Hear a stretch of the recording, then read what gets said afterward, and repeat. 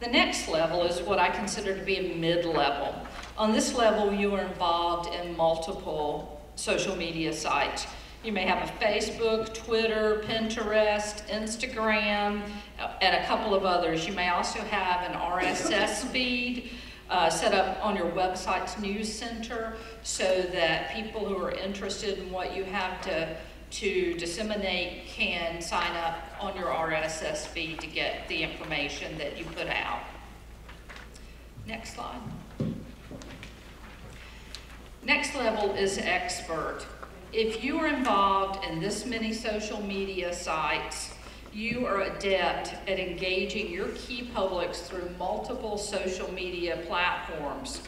Your company also probably has members dedicated to social media in order to maintain so many sites.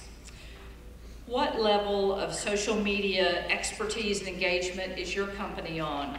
How many would fall into the beginner level? You've got a Facebook and a Twitter site. Okay. How about the intermediate level? You've got Facebook, Twitter, maybe a Pinterest, an RSS feed. Good. That's great to see. How about an expert level, where you've got multiple sites? Good. We've got a couple of people. That's wonderful. So most small businesses are on the beginner level. The BBB is at a mid-level. Next slide. Did you know that there are 291 social media sharing sites? And there are more sites being developed every day. Could we go to the next slide?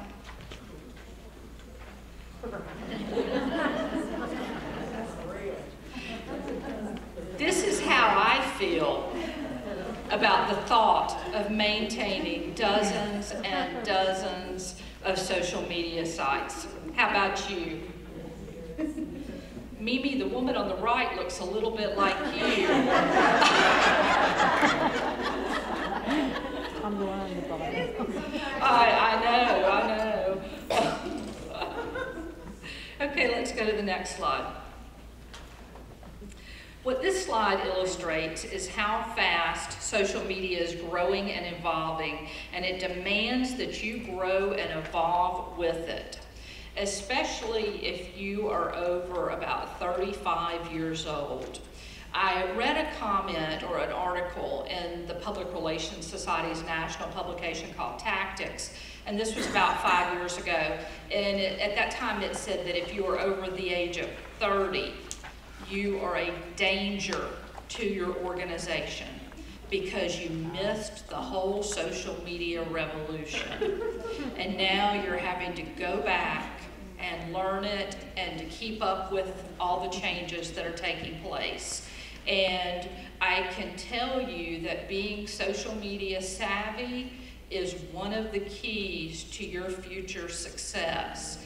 And there are so many people who are older, and by older I mean 35, 40, 45, 50, who don't understand social media, don't use social media, and that will absolutely hurt your professional advancement because the whole world is going mobile.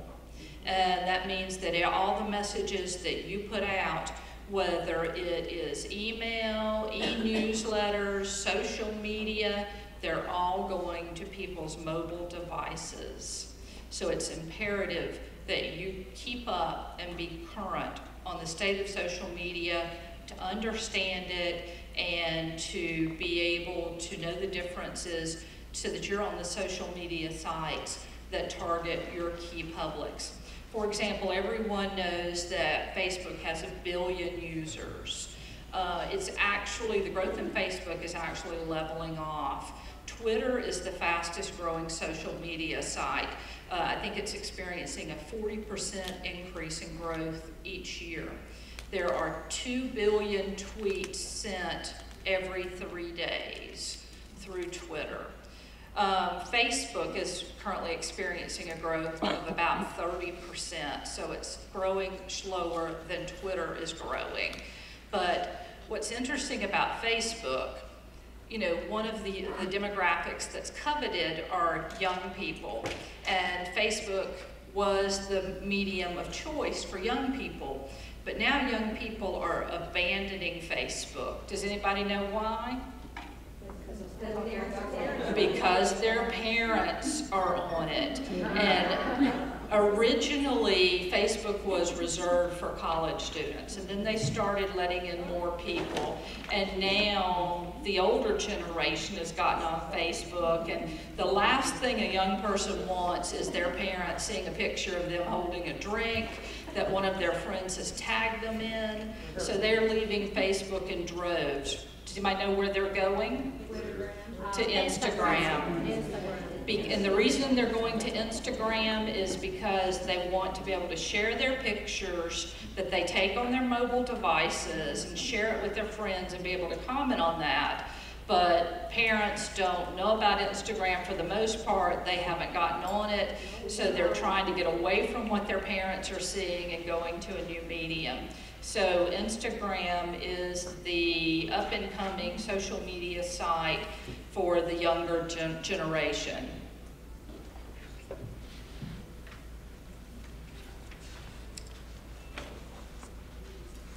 With consumers devouring new technology, all communications must be mobile. And a question to ask yourself is, are your communications optimized for mobile technology? Is your website optimized for mobile technology? I've learned a lot about how to tailor your communications for mobile devices. There are certain fonts that don't translate well through mobile devices. If you have links and pictures, you need to make sure that those can be, you know, that you can still click on them if you have a mobile device. So there are some different things that you need to do. Do you know that the average person checks or uses their mobile device 150 times a day? Now, how many of you think that you check or use your mobile device 150 times a day? You know, it sounds startling when you see that statistic. And at first I thought, no way, there's just no way.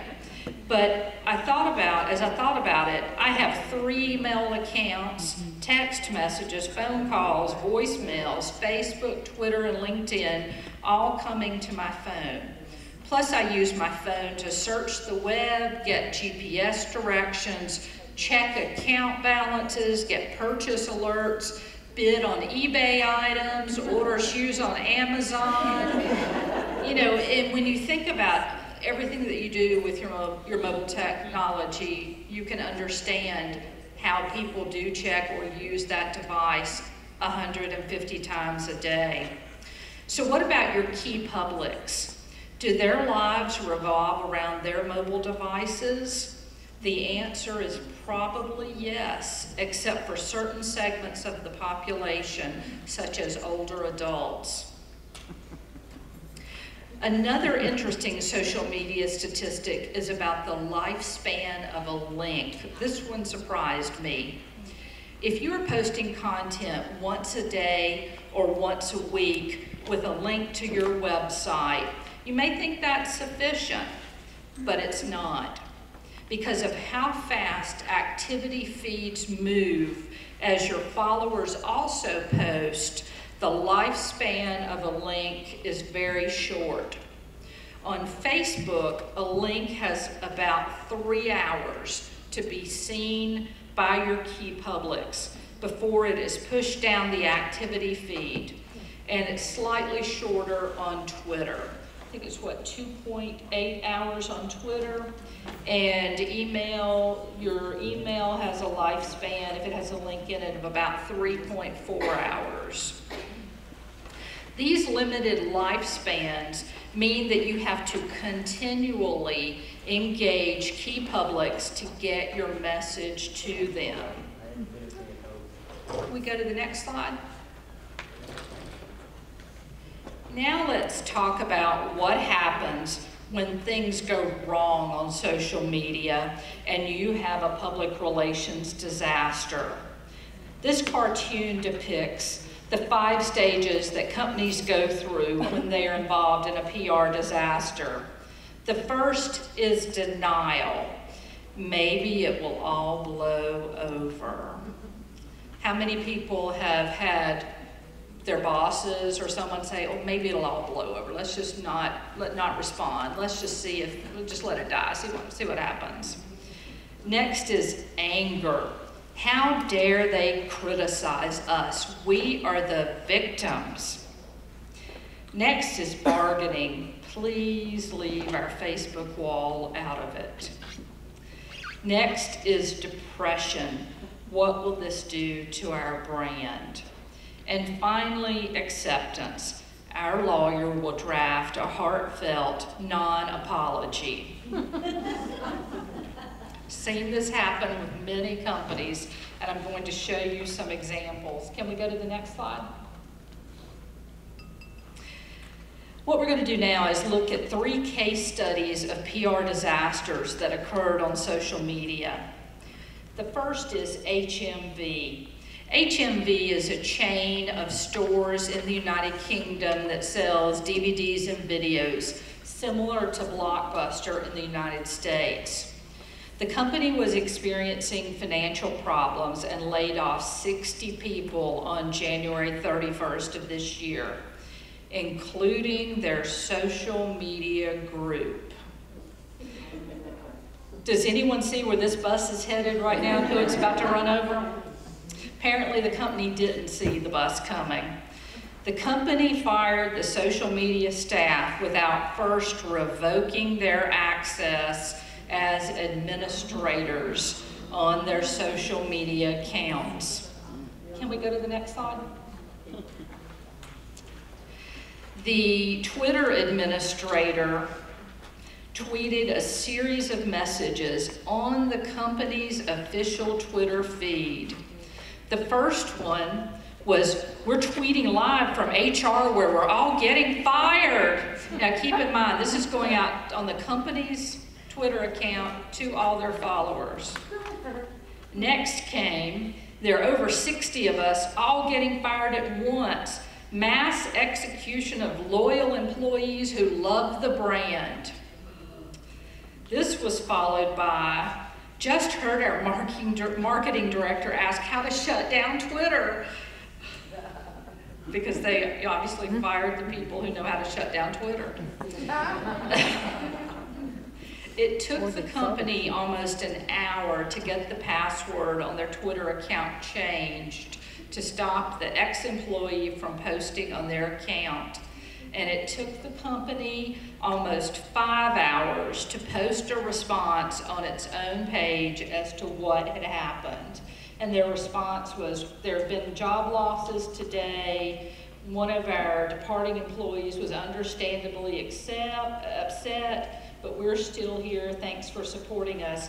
Now, the message itself is good, but had I been tweeting this on behalf of the company, I do believe I would not have used thanks for I think there's thanks for, or supporting HMV, though through these challenging times. I would have been a little more articulate in this explanation. During this time, the Twitter debacle went viral and had thousands of people tweeting and retweeting the employees' rants. And another tweet that's not listed here that the employee tweeted as this firing was going on, she tweeted, "What have we got to lose?" So she knew what she was doing, that she was trying to take the company's reputation down with her, and she didn't have anything to lose, so she had a field day on their Twitter site.